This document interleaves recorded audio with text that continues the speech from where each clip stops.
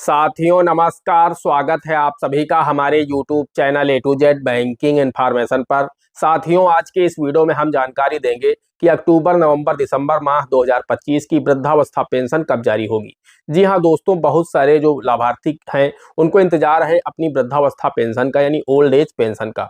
बहुत सारे लाभार्थी ऐसे हैं जिनको पिछली किस्तें भी नहीं मिली हैं और बहुत सारे लाभार्थी ऐसे हैं जिनको अभी सितंबर तक का पैसा मिल चुका है। अक्टूबर, नवंबर, दिसंबर इन 3 माह के 3,000 रुपए उनके बैंक खाते में आने बाकी हैं। तो वो लाभार्थी इंतजार कर रहे हैं कि आखिर उनके बैंक खाते में वृद्धावस्था पेंशन के 3,000 रुपए कब तक क्रेडिट होने वाले हैं। आज के इस वीडियो में हम आपको जानकारी देने वाले हैं कि आप लोगों को ओल्ड एज पेंशन यानी वृद्धावस्था पेंशन के 3,000 रुपए कब तक मिलने वाले हैं। अगर आप डिटेल से सब कुछ जानना चाहते हैं किन लाभार्थियों को पैसा मिलेगा, यहाँ पर हम आपको बताना चाहते हैं कुछ ऐसे भी लाभार्थी हैं जिनको 6,000 रुपए इस बार पेंशन के रूप में मिलने वाले हैं। तो पेंशन आपको कब तक मिलेगी, किन लाभार्थियों को 3,000 मिलेंगे, किन लाभार्थियों को 6,000 मिलेंगे, वीडियो को शुरू से अंत तक देखिए। और साथ ही एक बात हम आप लोगों को यह भी बताएंगे इस वीडियो के माध्यम से कि अब जो वृद्धावस्था पेंशन के लिए लाभार्थी एलिजिबल हो रहे हैं उन्हें अब आवेदन करना नहीं होगा, यानी उन्हें अब किसी भी लोकवाणी केंद्र CSC सेंटर में जाकर के अपना फॉर्म ऑनलाइन नहीं करना होगा, समाज कल्याण विभाग ऑफिस के चक्कर नहीं लगाने होंगे, अपने ब्लॉक के चक्कर नहीं लगाने होंगे। घर बैठे उनकी पेंशन अपने आप ही स्वतः शुरू हो जाएगी। सरकार ने एक ऐसी व्यवस्था कर दी है, बस उसके लिए लाभार्थियों को अपना एक कागज तैयार कराना होगा। अगर वो कागज वो तैयार करा लेते हैं तो स्वतः जैसे ही वो 60 वर्ष के पूरे होंगे उनके खाते में वृद्धावस्था पेंशन के पैसे आने शुरू हो जाएंगे। उनको मोबाइल फोन पर मैसेज दे दिया जाएगा कि आपकी जो वृद्धावस्था पेंशन है वो स्वीकृत कर दी गई है।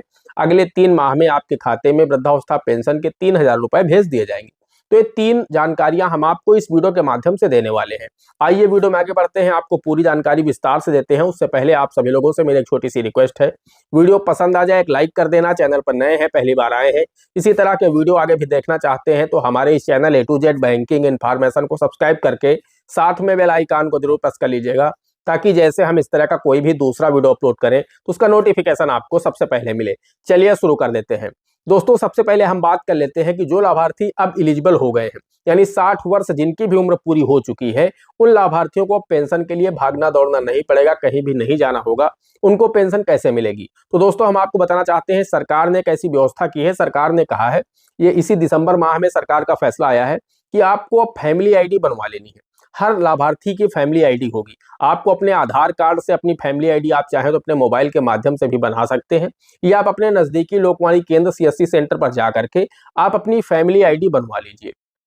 सभी मंडलायुक्तों को मुख्यमंत्री की तरफ से जानकारी दे दी गई है कि ये कार्य तेजी के साथ करवाइए। जो भी लाभार्थी हैं उनकी फैमिली ID बनवाइए। जैसे ही आपकी फैमिली ID बन जाएगी, समाज कल्याण विभाग अपने आप ही आपकी फैमिली ID को उठा लेगा। जैसे ही आपके 60 वर्ष पूरे होने वाले होंगे, उससे 3 माह पहले ही आपकी जो फैमिली ID है, आपका जो नाम है, उसे समाज कल्याण विभाग उठा लेगा और आपके फोन पर एक SMS भेज दिया जाएगा।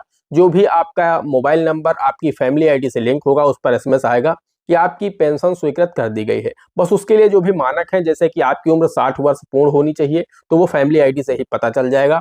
उसके साथ ही साथ अगर आप शहरी क्षेत्र में रहते हैं तो आपकी जो आय है वो, यानी आप BPL श्रेणी में होने चाहिए। 54,600 रुपए से समथिंग जो अमाउंट बताया गया है सरकार की तरफ से, उससे ज्यादा उस बुजुर्ग की आय ना हो।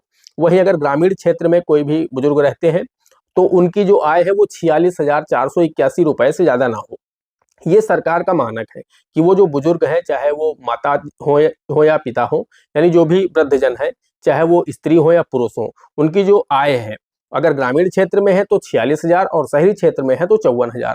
इससे अगर उनकी कम है, उत्तर प्रदेश के निवासी हैं, तो बस वो इस जो पेंशन है ओल्ड एज पेंशन, इसके लिए वो पात्र हो जाएंगे। उनके खाते में हर माह 1,000 रुपए, यानी हर 3-3 माह के अंतराल पर सरकार 3-3 हजार रुपए आपके खाते में भेजती रहेगी। तो आप उसके लिए एलिजिबल हो जाएंगे। आपको कहीं जाने की आवश्यकता नहीं होगी, बस आप अपनी फैमिली ID बनवा लीजिए। आप अपनी फैमिली ID तैयार रखिए, जैसे ही आप एलिजिबल होंगे आपकी पेंशन शुरू हो जाएगी।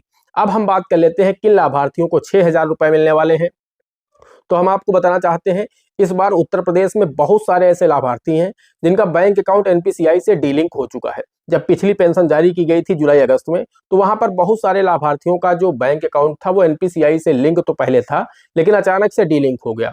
खास करके उत्तर प्रदेश में आप सभी को पता है 3 बैंकों का मर्जर हुआ है, जैसे कि आर्यावर्त बैंक, और इसके साथ ही साथ प्रथमा UP ग्रामीण बैंक और बड़ौदा UP ग्रामीण बैंक।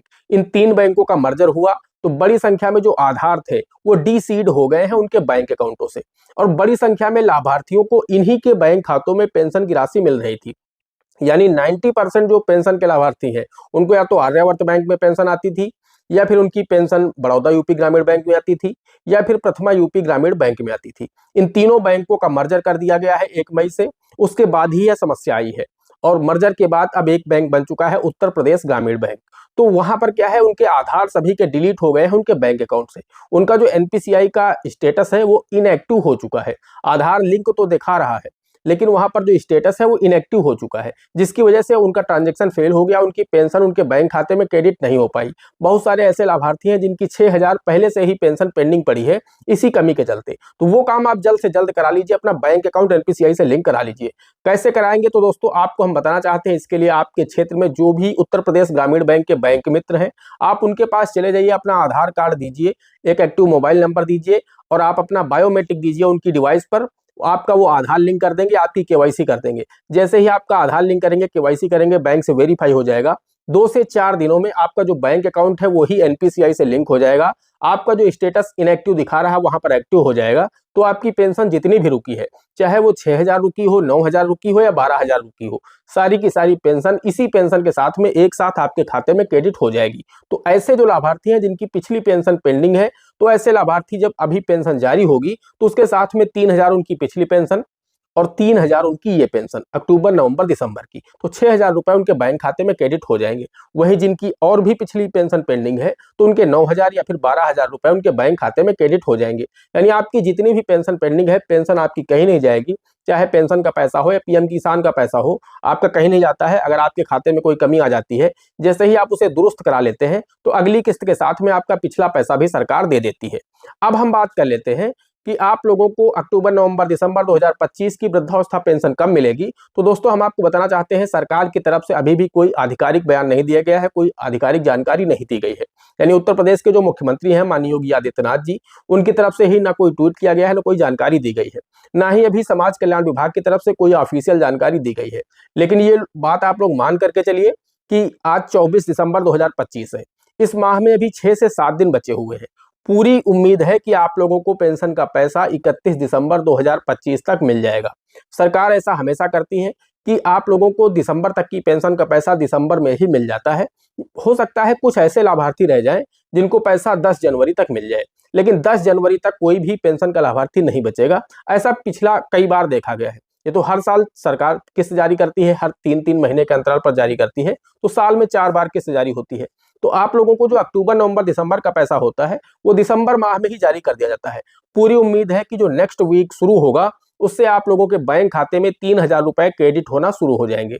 बाकी सरकार जल्द ही इस पर कोई आधिकारिक बयान भी देगी, आधिकारिक घोषणा करेगी, या आप लोगों के बैंक खाते में अगर पेंशन क्रेडिट हुई है, चाहे आप विकलांग पेंशन के लाभार्थी हैं, या फिर आप निराश्रित महिला यानी विधवा पेंशन के लाभार्थी हैं, या ओल्ड एज पेंशन के लाभार्थी हैं, आपके खाते में इस दिसंबर माह में अगर कोई भी पेंशन क्रेडिट हुई है तो आप लोग हमें कमेंट करके जरूर बताइए कहां से आप हैं, आपके खाते में पैसा कब क्रेडिट हुआ और किस जनपद से आप आपके बोल रहे हैं, वो भी आप लोग कमेंट में जरूर बताइएगा। बाकी अभी किसी की भी पेंशन जारी नहीं की गई है। पूरी उम्मीद है अगला सप्ताह जैसे ही शुरू होगा उसमें आप सभी के बैंक खाते में 3-3 हजार रुपए क्रेडिट होना शुरू हो जाएंगे। बाकी जैसे ही इस पर कोई भी अपडेट आता है उस पर वीडियो बना करके आपको सबसे पहले देंगे। तो आप लोग हमारे इस चैनल को सब्सक्राइब करके रखिए, बेल आइकन को प्रेस करके रखिए, ताकि जैसे कोई भी अपडेट आए हम आपको वीडियो बना करके दें और आप हमारे उस वीडियो को सबसे पहले देख सके और लाभ प्राप्त कर सके।